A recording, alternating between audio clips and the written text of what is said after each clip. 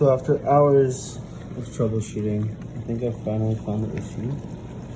I think the issue here is that when I remove my finger, this flap gets loose, which causes water that's coming into this lower water basin to literally just bubble out a little bit. So, you see when I move my hand,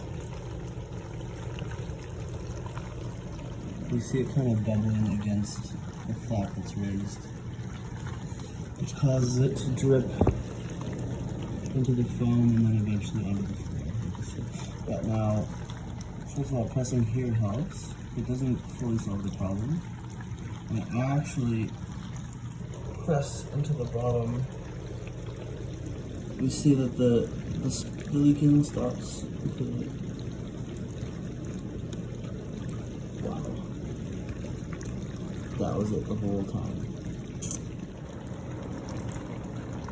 We might be in business. This is my test to see if there's any leaks. I think it's looking good though. It's been running for only about a minute, so we've got a long way to go, but I mean, absolutely nothing so far. Hopefully it stays good.